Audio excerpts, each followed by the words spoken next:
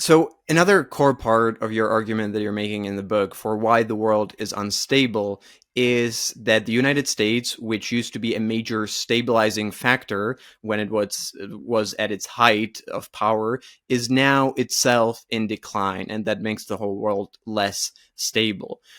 What makes you say that it's in decline? Because I'm sure that, for example, Donald Trump would probably tell you that the US is doing better than it ever has.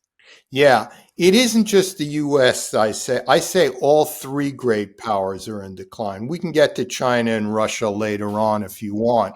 But remember, decline is relative and decline can be overrated, and decline can take decades.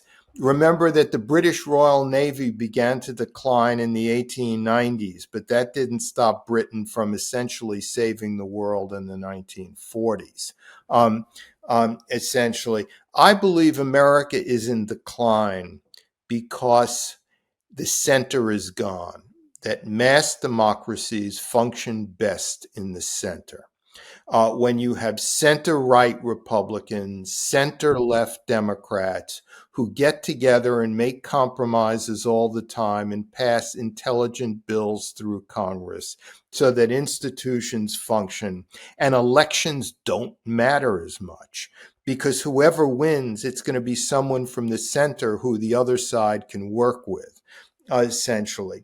Now you have, instead of a center right Republican Party, you have a hard populist right wing Republican Party. And instead of a center left Democratic Party, you have a hard, progressive, in its own way, populist Democratic Party. So that the center is gone and elections mean everything because it's life or death essentially, because both sides have moved to the extremes. Um, and that gets in the way of institutions functioning well. The Senate is almost useless because of infighting. The House is almost useless because of infighting between the two extremes. Places like the Supreme Court and the Federal Reserve are under intense political pressure that they weren't in decades past. So it's harder for them to function as independent institutions. The great late Harvard professor Samuel Huntington wrote in one of his books that America is great not because of the character of its people, but because of its institutions and the way that they function and interact with each other. That is not the case anymore. So I think that's why America is in decline. And then you'll say, why? Why is there no center? What's happened? What's happened is two things. One is globalization, where half of America has been swept up into a globalized world, multilingual, whiskey and wine sipping, European vacation oriented, upper middle class, and the other half has been left behind. Just a few, a few tragedies in life away from poverty, resenting this global class. So that's one thing. Globalization, rather than unite the world, has split countries down the middle. And it isn't just the United States, it's other places as well. Then there's technology. For most of its history, the United States was a great mass democracy in the print and typewriter era, where journalists were in the center. They wrote long, complex, well-researched, well-fact-checked pieces, and that had an effect on people in government and on voters. Um, However, we're now in a digital video social media era, which prizes not centrism, it prizes passion and furiousness. And everyone says, oh, you should be passionate. That's wrong and it's dangerous.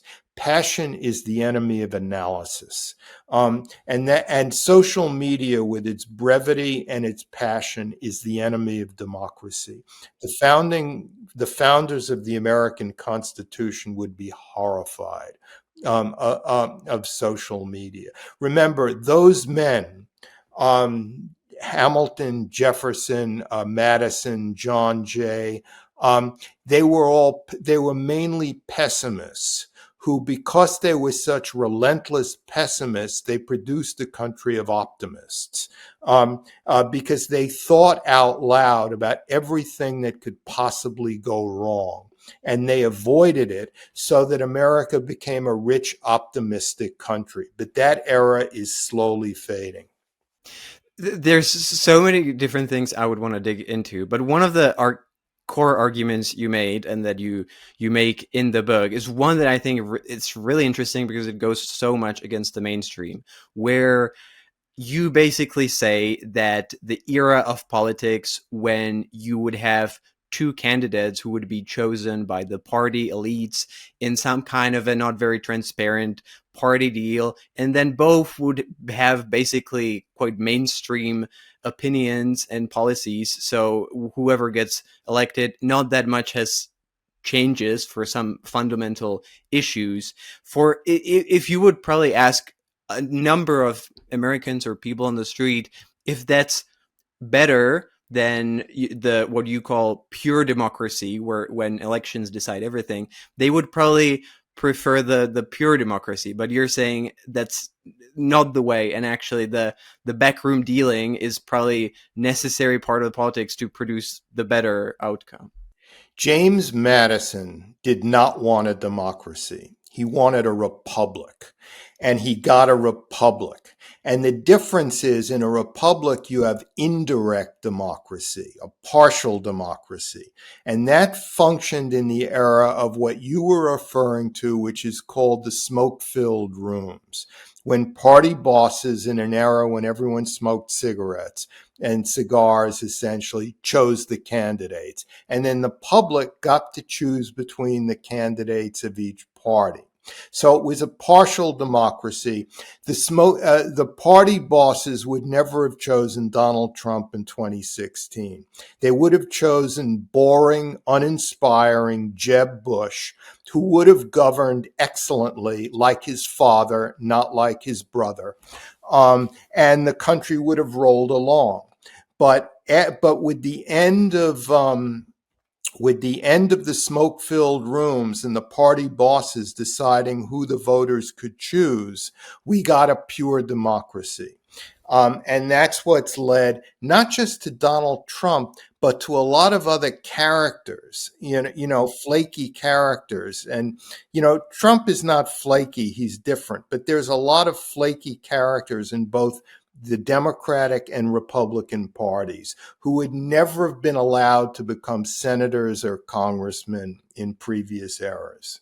If you care about geopolitics, and I assume you do since you're listening to this, you might want to consider signing up to get my newsletter, Station Zero. Once every week or two, you'll get a free geopolitical analysis, a story, trend, or pattern of something that's really important but that most people tend to miss. Like the one where I talk about why there seems to be more and more war and conflict all around the globe. Why it's not just a feeling, but actually a verifiable fact. And why the increase in war can be explained with a niche mathematical theory and the plot of Jurassic Park, and what it means for the future of geopolitics. If you want to sign up, just click the link in the description. And now, back to the conversation.